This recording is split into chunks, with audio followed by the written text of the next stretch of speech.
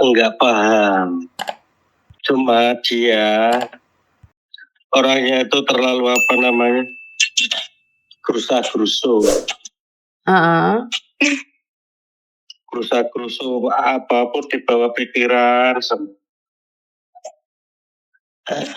Mesti saya suruh hilangin gerusa-gerusunya sepanen.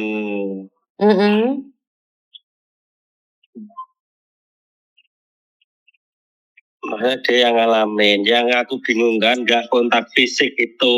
Mengapa dia bisa berkata seperti itu? Memang nggak lihat di sini dia yang alami. Mbak Yo katakan nggak usah dipikirin orang kontak fisik. Bukan masalah nggak kontak fisik, jangan dipikirin Bapak. Nggak tahu lah Miss ngomongnya sama dia. Nggak apa-apa Dok. Kamu ada apa-apa cari saya ya sayang ya. Saya nggak nyalahin kamu. Saya nggak nyalahin kamu. Terus kalau kamu nggak bisa cari saya kan kamu punya nomor mbaknya yang satunya itu. Kamu bisa hubungin dia. Mungkin kamu bisa ajak bicara sama dia. Ya? Iya Kak. Jika kamu tidak ada teman yang lain, Miss Yuni ada. Suamimu tidak menyalahin kamu. Kamu harus paham juga. Di Indonesia kan mikirnya nggak masuk akal Tondo. Kamu nggak ngelihat dia. Kan bisa dibilang kamu nggak ngelihat dia. Kok kamu ngomongnya kayak gitu sih? Bener nggak? Jadi jangan nyalahin suamimu juga. Jadi suamimu kan nggak tekan pikirnya. Ngerti nggak sayang? Nah, Mbak kalau libur kemana sih? Saya nggak libur. Oh nggak pernah libur. Jarang libur. Jarang banget libur. Kalau yang awal-awal aku kadang bisa dengar bisa lihat, tapi nggak titen orang ini karena ganti-ganti terus. Paham. Udah kita jangan membahas yang itu lagi ya. Kita nggak usah bahas yang itu lagi. Kita bahas yang lain ya. Iya. Oke. Kalau libur kamu mau kemana nih? Ini kamu sekarang ada temennya. Ya bisa ketemu aja. Tapi dia jarang libur Miss. Ngerti? Maksudnya jarang libur. Nggak kepingin libur gitu sama teman-temannya ngumpul gitu mau nggak? Mau. Tapi kan saya yang perempuan jarang ngebolehin saya libur. Ngerti? Karena dia ada kadang-kadang libur sekali aja. Kadang-kadang libur sekali bisa nggak sayang? Kumpul bisa, sama teman-teman. Bisa. Oke, kalian janjian ya. Kalau libur juga cari teman juga, cari teman saya yang dari Indo gitu. Ini kan kamu ada satu temen nih. Kamu ada satu teman yang kasusnya hampir sama dengan kamu. Cuman kamu lebih baik kan dia sudah bisa dibilang dia kena gangguan jiwa, sementara kamu kan enggak nih. Kamu kan enggak. Sekarang kakinya yang sakit. Kamu kan cuman kamu kaki sakit, nggak bisa tidur itu aja. Jadi kamu nggak kena gangguan jiwa. Kalau dia itu pernah kena gangguan jiwa. Karena itu kalian coba ngobrol. Oh iya. Ya. Jadi coba kalian ngobrol satu sama lain. Iya. Boleh sih, boleh. Mau ketemu kalau misal pun minggu itu aku sekarang alhamdulillah ada libur. Nah aku dulu. Tapi kalau hari biasa gini di telepon selalu ada nggak Kak? Boleh kalau mau curhat nggak apa-apa. Soalnya kan. Oh iya. Aku open curhat. Oke, jadi kalau kamu pas denger suara-suara itu suamimu nggak bisa ditelepon, kamu bisa cari dia. Kalau Miss Yuni pas nggak ngangkat telepon. Boleh banget, boleh. Boleh ya sayang ya? Boleh banget. Jadi kamu sekarang ada temennya ya? Nomor aku di save aja. Nomornya kan bisa kelihatan.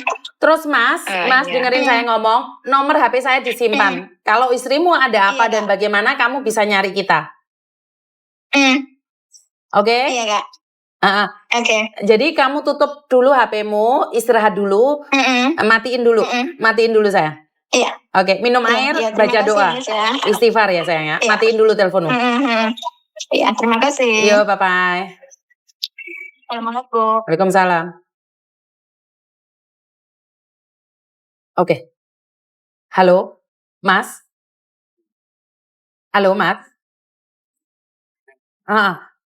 Kamu tahu nggak apa yang terjadi dengan istrimu? Kurang paham. Dia kayak halu loh.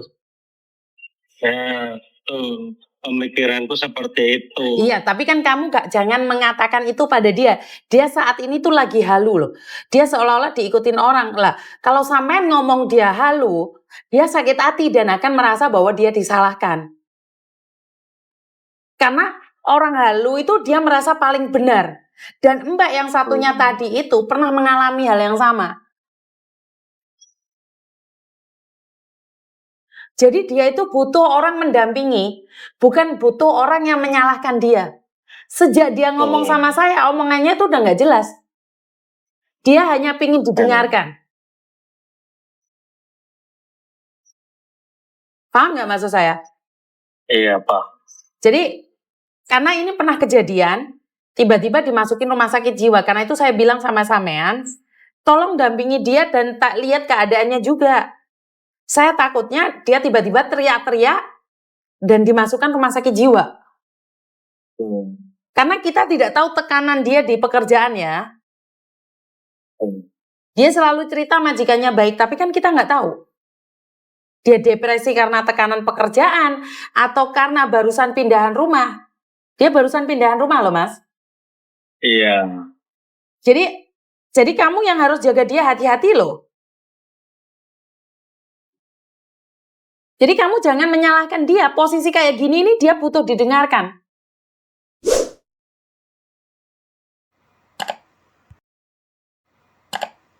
Sebelum dia lebih parah lagi.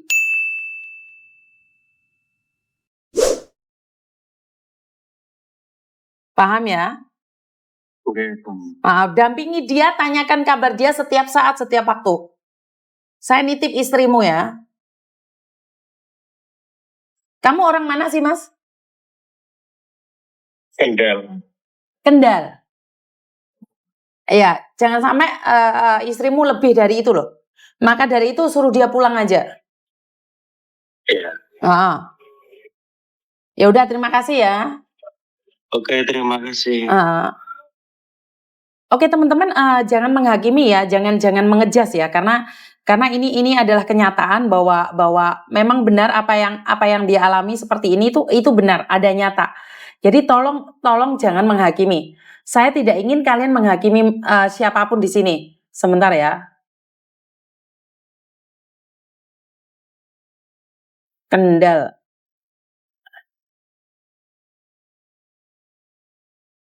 Jadi jangan menghakimi ya teman-teman ya, karena kita tidak ada di posisi dia. Kita tidak tahu apa yang terjadi dalam hidupnya. Jadi kita nggak pernah ada di posisinya dia. Jadi lebih berpikiran yang positif ya. Sebenarnya saya merinding juga. Karena apa yang dia katakan itu sangat menyedihkan sekali kalau menurut pendapat saya.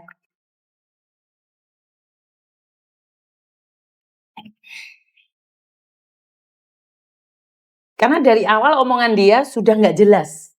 Saya tahu itu. Tapi jangan menghakimi. Sekali lagi saya selalu bilang sama teman-teman, jangan menghakimi. Karena kita tidak tahu bagaimana tekanan dia di pekerjaan, bagaimana majikan memperlakukan dia. Dia selama ini selalu mengatakan bahwa majikan baik. Tapi apakah kalian yakin majikannya baik? Kita nggak tahu. Jadi teman-teman jangan menghakimi ya. Sekali lagi, jangan pernah menghakimi siapapun. Inilah kita ada yang seperti itu. Jadi banyak orang menghakimi bahwa kamu halu, kamu gila. Jangan. Kita nggak ada di posisi dia. Kalau kita ada di posisi dia, kita juga nggak tahu apa yang terjadi. Dan kenapa saya mengadakan podcast ini? Inilah dunia nyata. Banyak orang yang mengatakan di podcastnya Yuni, disitulah kejelekannya TKW dibongkar. Bukan masalah dibongkar. Oke, ini kejelekan TKW. Tapi ini sebagai cerminan jangan sampai kita melakukan hal yang sama.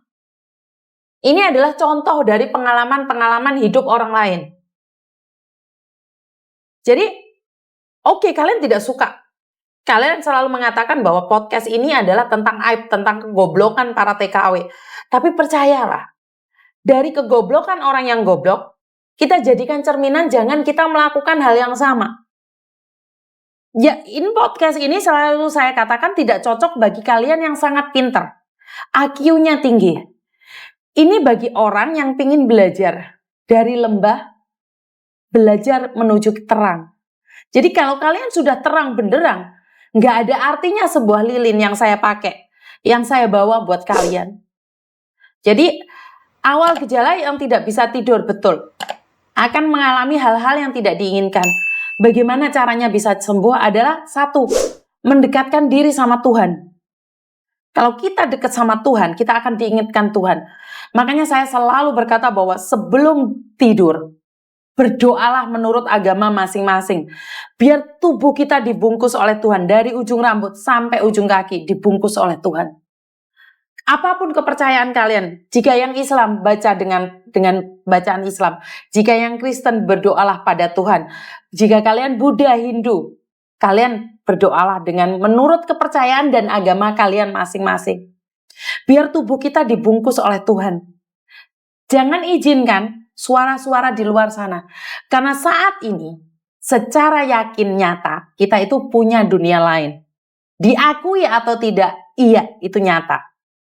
Jadi, tapi kita tidak mengganggu dia, dia tidak mengganggu kita. Kita punya kehidupan masing-masing. Jadi buat teman-teman, dekatkan diri kita pada Tuhan. Lebih banyak berdoa, lebih banyak bersyukur. Karena di luar sana banyak sekali orang-orang yang seperti ini.